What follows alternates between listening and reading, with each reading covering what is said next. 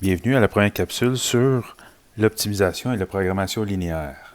L'objectif de cette capsule, c'est d'apprendre à représenter un polygone de contraintes associé à un énoncé, un problème mathématique.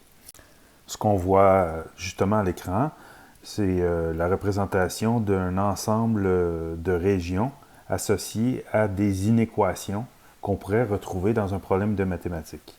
Alors, c'est sûr que ça devient très complexe. On s'aperçoit qu'il y a une grande superposition. On va voir comment on peut alléger un peu cette représentation-là. Et le but de la représentation, c'est de nous aider à prendre des décisions pour optimiser la situation. Donc, il y a deux aspects ici. L'optimisation et la programmation linéaire. Notre première capsule, donc celle-ci, vise à apprendre à représenter le polygone de contrainte. Et la prochaine, on va travailler sur le même problème. On va voir comment on peut travailler de la partie optimisation liée au problème. Donc, pouvoir répondre à une exigence particulière du problème. Alors, je vais commencer avec un exemple. Cet exemple va nous servir tout au long de cette capsule vidéo et de la prochaine. Alors voilà. Ce n'est pas nécessairement un grand problème. On va s'apercevoir à la lecture qu'il y a beaucoup d'informations qui ne sont pas départagées. Alors, un agriculteur doit ensemencer ses terres à l'aide de semences de maïs et de blé. Il doit ensemencer au moins 16 km² de ses terres, dont au moins la moitié en maïs. Alors déjà, il y a beaucoup d'informations là-dedans. En 3 phrases, en 2 phrases, on a déjà beaucoup de choses. Chaque km² de maïs nécessite 135 kg de semences et 4 heures et demie de travail. Chaque km² de blé nécessite 110 kg de semences et 6 heures et demie de travail.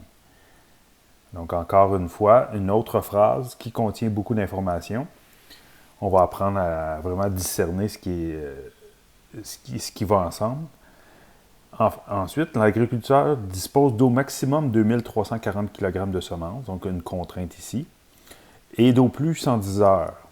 1 km² de maïs rapporte 26 000 $ et nécessite 21 kL d'engrais. Et 1 km² de blé rapporte 50 000 $ et nécessite 26 kL d'engrais. Alors, l'agriculteur souhaite maximiser ses revenus en priorité et ensuite minimiser la quantité d'engrais. Donc ça, c'est la phrase qui fait référence à la partie qu'on appelle l'optimisation. On va travailler cette partie-là dans la prochaine capsule vidéo. Alors, la question, elle est en relation avec ça. Quelle superficie devrait-il ensemencer à l'aide de chacune des semences afin de réaliser son objectif qui est de maximiser ses revenus et minimiser la quantité d'engrais? Alors, à la lecture d'un problème comme ça, on se demande un peu par où commencer et c'est tout à fait normal. Alors, la première étape, ça devrait être de commencer à se demander qu'est-ce qu'on ne connaît pas, quelles sont nos variables, quels sont nos inconnus là-dedans. Et souvent, on aura ça dans la question. Et si on relit la question, quelle superficie, on parle d'une superficie, devrait-il ensemencer à l'aide de chacune des semences? Alors, on a 2 semences, on a de maïs et de blé. Alors voilà nos 2 inconnus. Première étape, identifier nos inconnus et les écrire de façon explicite. Alors, je vais y aller avec ça. Je vais me donner je vais les appeler M. Donc, soit M pour maïs, M la superficie du maïs en km², et disons B pour blé, la superficie d'ensemencement du blé en km². Bon, maintenant, retournons lire nos informations. Alors, on dit que, deux types de semences, c'est fait. Il doit ensemencer au moins 16 km² de ses terres, dont, là, on rajoute d'autres informations. Revenons ici. Ensemencer au moins 16 km² de ses terres, ça veut dire qu'on va devoir combiner une superficie d'ensemencement du maïs et du blé pour faire un minimum de 16 km². Mais avant tout, avant qu'on embarque là, c'est certain que là, on va devoir restreindre un peu notre domaine. Donc ici, la superficie, c'est clairement un nombre positif, autant pour le maïs que pour le blé. Donc on va aller s'établir ce qu'on appelle 2 contraintes spéciales qu'on retrouve souvent dans les problèmes. Pas toujours, mais souvent. ce qu'on appelle les contraintes de positivité. Donc, on va spécifier que M et B sont plus grands ou égaux à 0. Donc, contrainte de positivité. Donc, ça va nous garantir qu'on va être dans le premier cadran du plan cartésien. On n'aura pas besoin des autres cadrans. Maintenant, je suis rendu à la troisième contrainte. On va aller lire ça. Donc, on s'est dit qu'on doit ensemencer au moins 16 km² de ces terres. C'est-à-dire que si on combine la superficie d'ensemencement du maïs avec la superficie d'ensemencement du blé, ensemble, ça doit être égal ou plus grand que 16 km². Donc, je n'écrirai pas les unités, mais on va comprendre ici que ça a rapport avec cette contrainte-là. Au moins 16 km².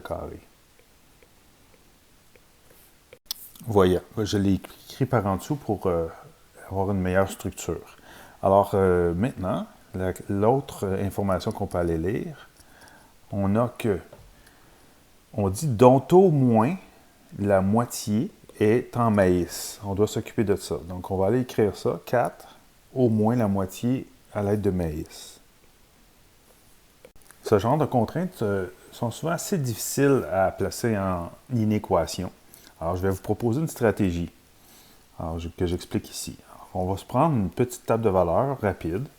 Alors, la superficie de maïs, la superficie de blé et le total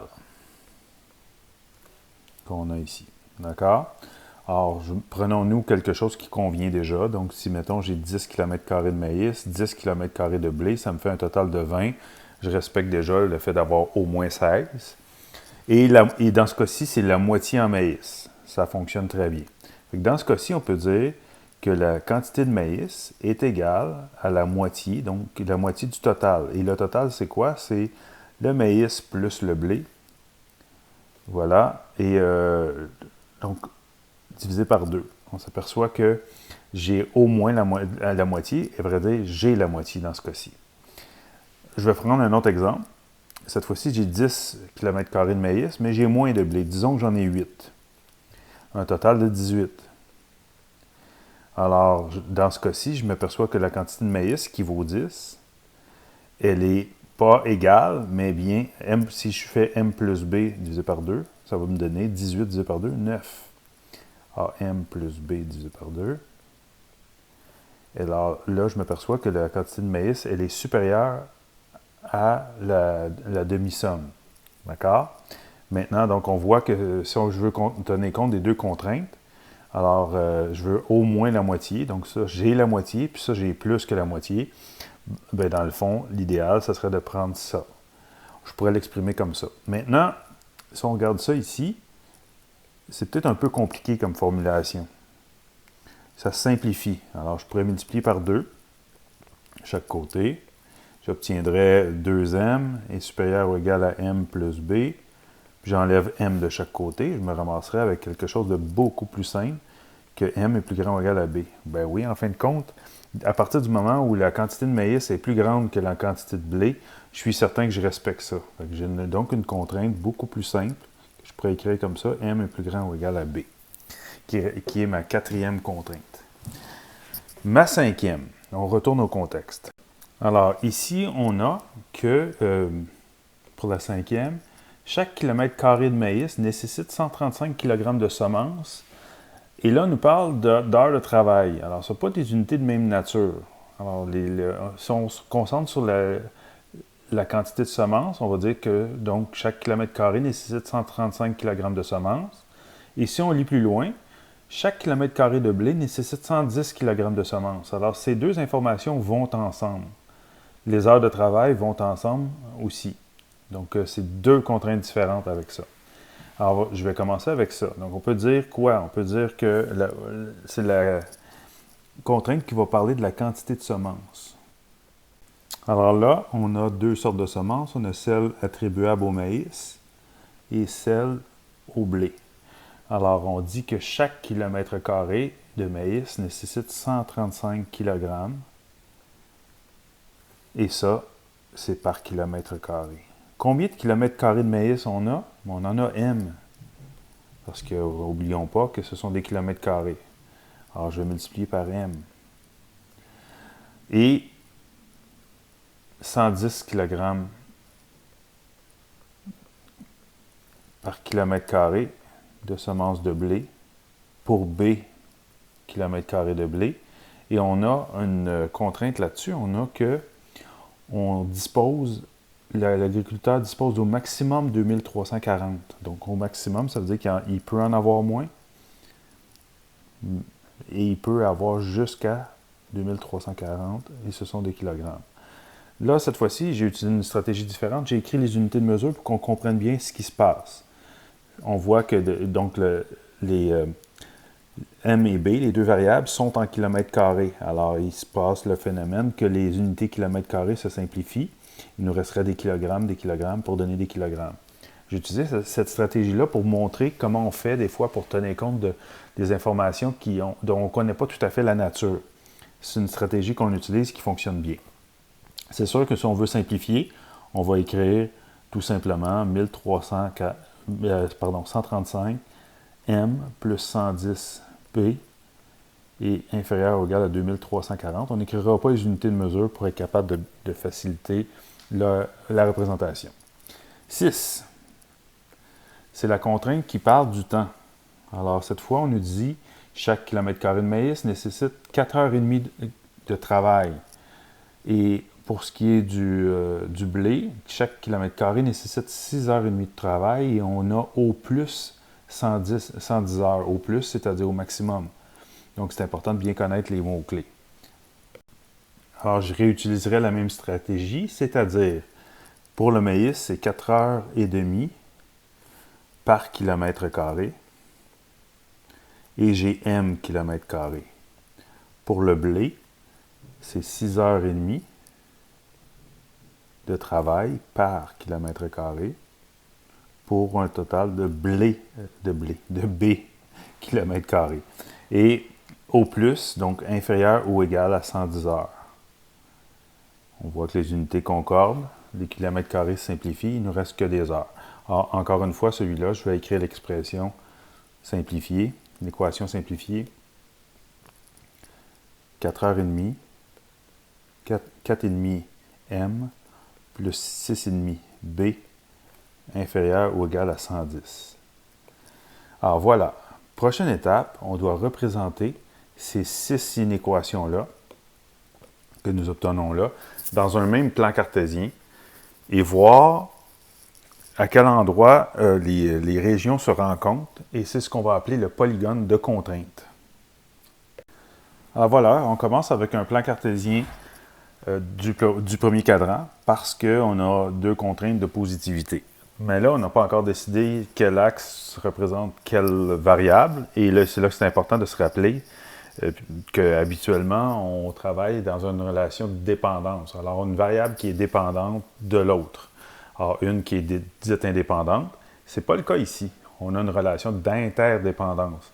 On pourrait décider qu'on place la superficie de maïs ici et la superficie de blé ici, ou l'inverse.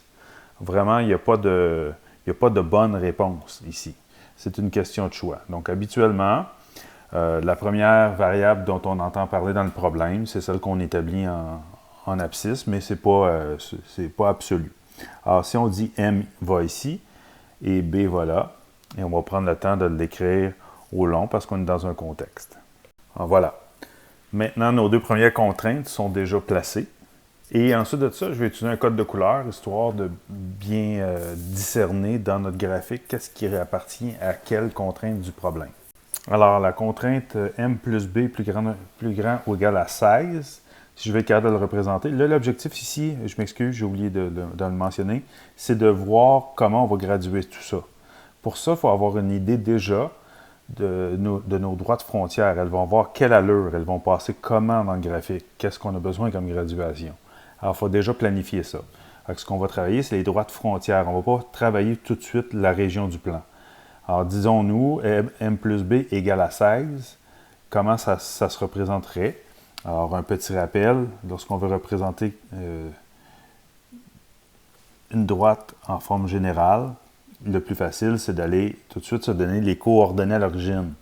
Alors, on remplace respectivement les deux variables par 0 et on calcule l'autre. Alors ici, c'est assez simple. Si ça serait m plus b égale à 16, si c'était, on aurait donc 16 ici et 16 là. Alors 0, 16 et 16, 0. Ce qui fait en sorte que si on se fait un petit croquis, on sait qu'on aura besoin de 16 comme graduation là et là. Et notre droite sera de pente négative. On se prépare, mais on ne le fera pas tout de suite. On va aller vérifier les autres contraintes avant de nous lancer. La prochaine, m plus grand ou égal à b. Alors, si on disait que m égale à b, on aurait cette droite-là qui aurait cette allure.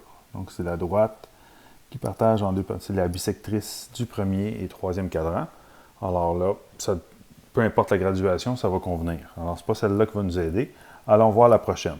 Alors, celle-ci, 135m plus 110b inférieur ou égal à 2340. Donc, si on prend la droite frontière, 135 plus 110, b égale 2340.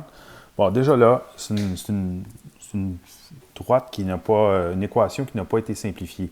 On pourrait diviser par 5 chacun des termes et on obtiendrait quelque chose de plus simple. Alors, je vais aller travailler ça. Donc, disons que j'ai 135 divisé par 5, qui me donnerait 27m. 110 divisé par 5, 22. Et on prend la droite frontière, donc égale 2340 divisé par 5, 468. C'est déjà mieux. Maintenant, allons trouver les coordonnées d'origine, comme on vient de faire. Alors, je pose respectivement 0 pour M et B. Et là, ce que je fais, bien, je le rappelle. Alors, on cache le 27M, M vaut 0. Alors, ça devient 22B égale 468. On divise 468 par 22, ce qui nous donne environ 21,3. C'est pour avoir une idée. Alors, voilà. Et maintenant, si on pose B égale 0, on fait le contraire. On a 27M plus 0 égale 468. On divise 468 par 27, ce qui nous donne 17,3 environ. Alors, encore une fois, on pourrait se faire un petit croquis. On aurait besoin de 21,3 ici, 17,3 là, et on aurait une droite de pente négative. Voilà. Et maintenant, la prochaine contrainte. Celle-ci est relative au temps de travail. Alors, 4,5M plus 6,5B inférieur ou égal à 104. Alors, si on pose égal à 104, on va obtenir, si M vaut 0, 6,5B égale 104, 104 divisé par 6, et demi. 16. Et si maintenant B égale 0, 104 divisé par 4,5 et 23,1 environ. Alors, on aurait une droite, encore une fois, 0,16, 23 ici, 0,1,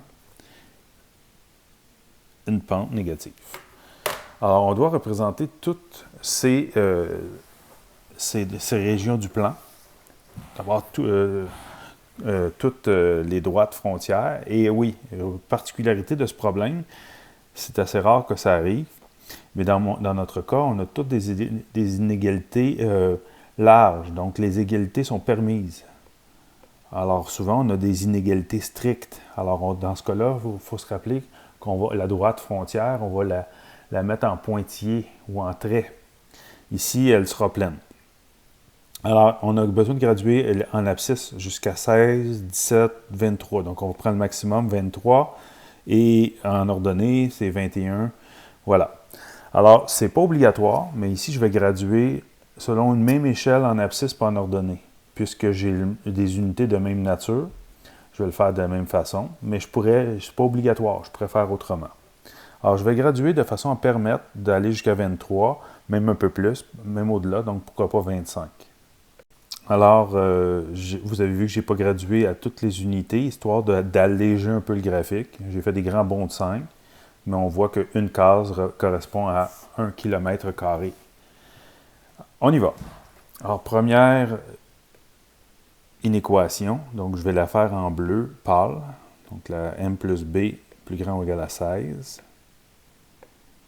Alors, on a 16 et 16. Alors, je vais aller faire un point ici à 16, un autre là.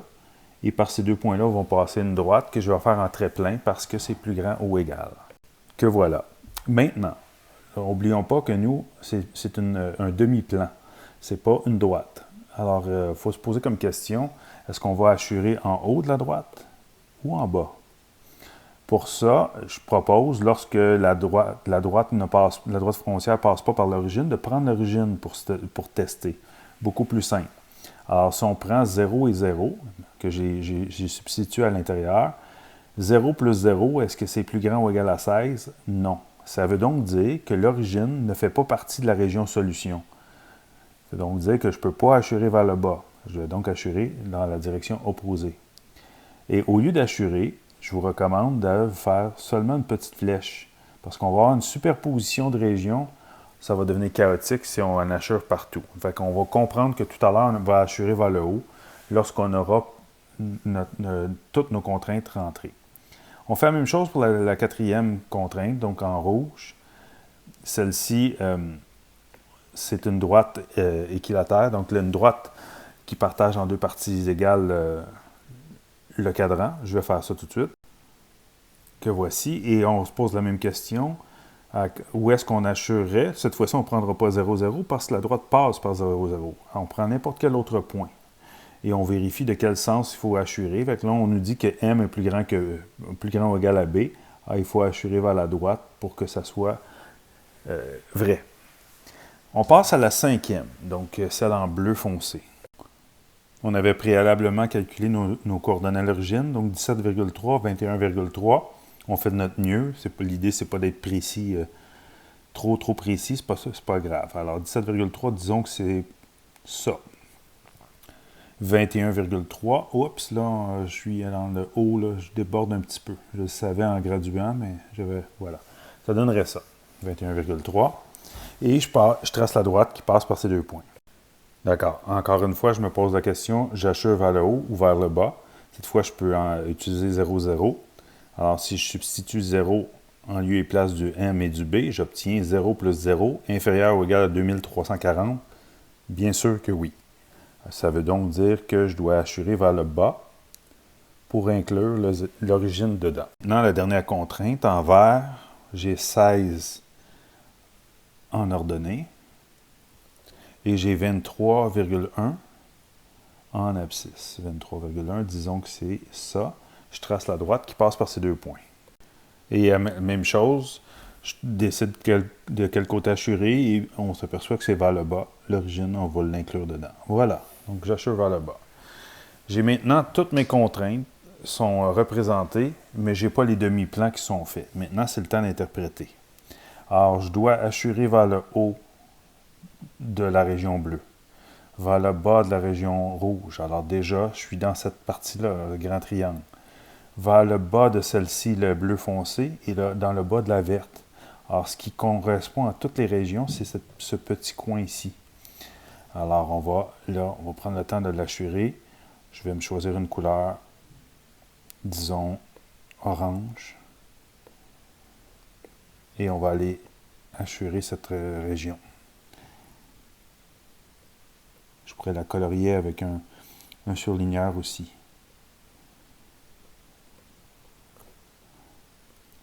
C'est notre polygone de contraintes. C'est-à-dire que dans ce polygone, toutes nos contraintes sont respectées. Alors, pour répondre au problème, on va chercher quel endroit parmi toute l'infinité, parmi l'infinité des réponses possibles, parce qu'il y a une infinité de points. Donc, ce sont des superficies. Donc, c'était Les superficies, c'est une variable continue.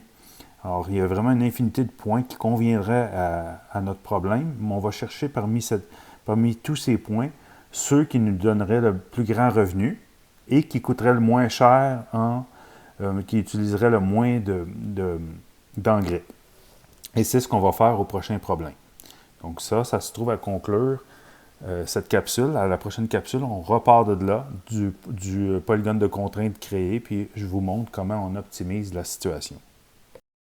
On va voir comment on fait pour représenter un polygone de contrainte dans Desmos. Alors, c'est sûr que c'est assez simple de faire des inéquations avec Desmos, mais on veut chercher une façon d'éviter l'empilade de régions. Donc, premièrement, les deux contraintes de positivité, m plus grand ou égal à 0 et b plus grand ou égal à 0, correspondent au premier cadran. Je pourrais les rentrer, mais ça me ferait juste de me rajouter de l'ombrage pour rien. Alors, c'est beaucoup plus simple juste d'aller me prendre mon plan cartésien et de le ramener. Je peux aussi aller dans les réglages ici et dire que je commence à x égale 0 et y égale 0, et ça va faire en sorte que le graphique va être tassé dans le coin inférieur à gauche. Moi, j'aime pas ça, je préfère travailler comme ça. Autre chose, je ne peux pas rentrer m et b parce que Desmos prend ça pour des paramètres. Il va vouloir me faire des curseurs. Je vais donc prendre x et y comme variable. La première contrainte, m plus b plus grand ou égal à 16, va devenir x plus y et plus grand ou égal à 16. Voilà. Donc déjà, je commence avec une première région. Ensuite de ça, j'ai la deuxième, c'est m plus grand ou égal à b. Donc x plus y qui serait plus grand, x plus grand ou égal à y. Voilà, deuxième région. Ensuite de ça, j'ai une autre contrainte. J'ai 135, je l'avais simplifié, mais on va garder l'original, c'est pas grave. 135 plus 110 y est plus petit ou égal à 2340. Voilà, une troisième. Puis vous, là, vous commencez à voir de quoi je veux parler quand je parle d'empilade. La dernière, 4,5 x. N'oublions pas qu'il faut utiliser le point décimal et non pas la virgule pour Desmos, c'est américain.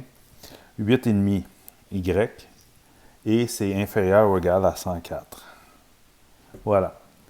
Alors, ça devient un peu plus difficile de comprendre qu'est-ce qui est la région solution de cette façon. Alors, je vais vous proposer une autre façon à la place. Alors, on va effacer tout ça. Puis, on va commencer avec la première contrainte, qui était x plus y. J'aurais pu la laisser là. X plus y est inférieur ou égal à 16. Supérieur ou égal à 16. Voilà. Là, cette fois-ci, je veux aussi vous montrer comment on change la couleur. Hein. On s'en va ici dans le bouton qui est à gauche, qui me donne des difficultés. Voilà. Et on peut changer la couleur. Je peux me prendre, mettons, vert. Mais si je veux avoir une couleur différente, surtout lorsqu'on va avoir plusieurs contraintes, on a juste un choix de 6 couleurs. Ça devient un petit peu limitant. Je vais vous montrer ça dans un instant. Première chose, on peut changer. Vous voyez qu'il y a des paramètres. En haut, il y a la droite, 0,7. Ça, c'est la transparence. La grosseur de la droite frontière, 2,5. On peut changer ça et remplir 0,4. Mettons que je mets 0,2. Vous allez voir que ça devient plus pâle. Déjà, ça aide à ce que l'empilade soit moins agressante. Mais là, qu'est-ce qu'on fait si on veut avoir une autre couleur que celles qui nous sont proposées? Alors, comment on fait? Bien, je vais vous montrer une fonction qui s'appelle la fonction RGB. Alors, je vais me donner une couleur, je vais me donner une variable, je vais l'appeler C pour couleur. Et si j'en ai plusieurs, je peux l'appeler C1, C2, ainsi de suite. Justement, faisons semblant que j'en aurai plusieurs. Je vais l'appeler C1 égale, et là, je vais rentrer la commande RGB. RGB. Alors, j'ouvre là une parenthèse. RGB, pour ceux qui s'y connaissent un petit peu, c'est une des deux façons de coder les couleurs dans Internet. Donc, on utilise le Red, Green and Blue. Donc, c'est des nombres de 0 à 55. Alors, mettons, je me donne des nombres pour l'instant. 14, virgule. 14, c'est rouge, c'est red. Après ça, mettons, je me mets 241 pour green. Et blue, je vais mettre 84. Tiens. Fait qu'on a donc une couleur qui apparaît. Et ce qui est l'avantage de ça, c'est que si je m'en viens cliquer dans celui qui est en haut, là, je le fais disparaître. Allez. C'est un peu difficile à le faire avec l'iPad, très facile avec l'ordinateur. J'ai maintenant une nouvelle couleur qui apparaît. Je peux choisir cette nouvelle couleur. Ça devient intéressant lorsque j'ai je veux faire un dessin ou je veux utiliser beaucoup plus de couleurs, puis je vais être capable d'avoir quelque chose de plus. Première chose, on peut y aller comme ça. Puis là, je continue pour les couleurs, puis après ça, j'en parle plus. Mais à la place, mettons que je veux prendre le temps de choisir ma couleur. Je peux dire que mon red, je ne le connais pas, je vais l'appeler R1. Il va me demander d'ajouter un curseur. Le green, je vais l'appeler G1. Parce que c'est ma première couleur. Je pourrais avoir d'autres couleurs en dessous, puis je ne veux pas que mes autres couleurs dépendent de mes choix faits pour un autre objet. Et B, je vais l'appeler B1. Et voilà, je m'ajoute 3 curseurs. Et là, maintenant, ils sont tous à 0, donc c'est noir. Mais là, si je change les couleurs, on voit que c'est dynamique. Et comme j'ai associé dans ma règle x plus y plus grand ou égal à 16 la couleur que j'ai choisie, elle est donc dynamique. Et je pourrais même, là je ne veux pas faire ça avec l'optimisation, mais je pourrais même les animer. Et on verrait des changements de couleur qui apparaîtraient. Donc voilà, c'est une petite chose en passant. Je reviens à ce qu'on voulait faire. Alors disons que je me prends ce genre de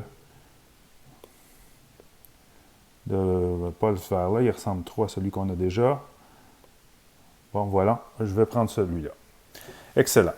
Donc, tout à l'heure, je vous ai montré qu'on pouvait prendre les équations et les inéquations et toutes les rentrer, puis on a une superposition. On n'aime pas ça, cette superposition. Alors, comment on peut faire? Pour éviter ça, on vient placer les autres dans le même objet mathématique, mais ce seront des contraintes supplémentaires. Alors, vous vous souvenez qu'on peut limiter le domaine et l'image à l'aide des accolades. Donc, je m'en viens choisir accolade ici. Ici, je dis que x est plus grand ou égal à 4. Bien, je viens limiter mon domaine. Je peux faire la même chose avec les y. Donc, je pourrais me mettre une autre contrainte à côté. Je sors une autre accolade. Et cette fois-ci, je pourrais dire, bien, je veux que y soit inférieur ou égal à 5. Et là, bien, les deux qui sont respectés. Bon, c'est peut-être pas un bon choix. Disons inférieur ou égal à 9. C'est toujours pas. Je voulais montrer quelque chose, mettons 11. Voilà, je pense que j'ai les deux qui sont placés, donc c'est toujours 4. Je vais y aller avec 14. Tiens, voilà. OK. Donc, c'est 114. 14. Voilà comme ça. Donc, je peux travailler comme ça, mais je peux aller plus que ça. Je ne suis pas obligé de juste mettre X. Je peux mettre des expressions plus complexes. Donc, quelles expressions je pourrais mettre? Mes autres contraintes. Alors, la prochaine contrainte, c'est que M est plus grand ou égal à B.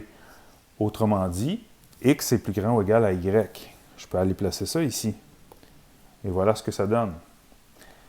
Et je vais l'effacer pour qu'on voit mieux voilà, M plus grand ou égal à Y. L'autre contrainte ensuite, 135M plus 110B inférieur ou égal à 2340. Je vais aller rentrer ça, 135X plus 110B, donc c'est 110Y, et inférieur ou égal à 2340. Voilà. Je suis rendu là à date. Et j'en ai une autre contrainte que je vais rajouter à côté. N'oubliez pas, il faut toujours prendre une accolade différente. Cette fois-ci, ça serait 4,5. 4,5. J'utilise le point décimal. 4,5x, qui est à 4,5m, plus 8,5b, donc plus 8,5y, qui est inférieur ou égal à 104. Et voilà. Alors, ce qu'on voit là, c'est notre polygone de contrainte. Là, il en manque une, dans le fond, il faudrait que je le spécifie. Non, on va commencer avec ça. Là. Ici, si je n'ai pas besoin de te dire que y est positif, que X est positif, mais j'ai besoin de préciser pour le Y par contre. Je vais dire que ça me prend une contrainte. Oups, je suis en train de faire une erreur. Je vais aller la placer à la fin. Une contrainte qui va me parler du domaine, de l'image. Y est un nombre positif. Et voilà. Ce que je vois là, c'est mon polygone de contrainte. Et c'est une façon plus facile de le représenter. Maintenant, si je veux voir l'ensemble de mes droites, ça serait peut-être une bonne idée que j'aille placer seulement les droites, que je dise que x est plus grand ou égal à 0. Pardon, pas plus grand, mais x égale 0. Ça, je pourrais placer ça. J'ai dit seulement égal. Après ça, je vais m'en prendre une autre. Je vais dire que y est égal à 0 aussi.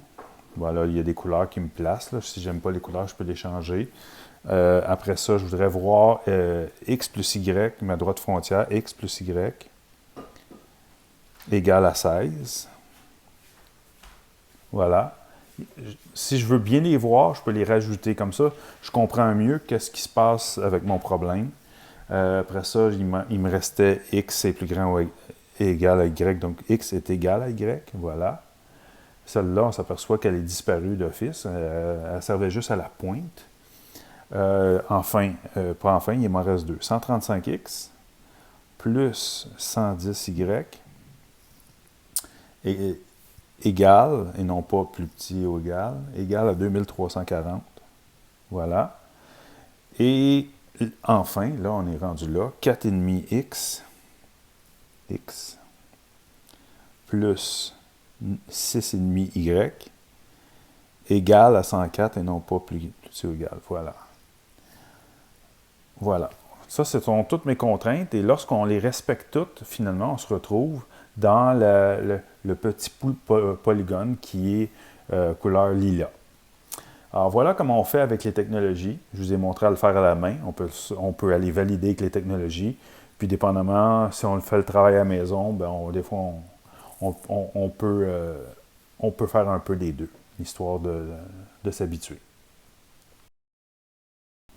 Et c'est ce qui conclut cette longue vidéo portant sur les polygones de contrainte. Alors, vous savez maintenant comment représenter les polygones de contrainte, évidemment, avec de la pratique. Prochaine capsule vidéo, on va voir comment, à partir du même problème, on peut répondre à l'objectif de l'agriculteur.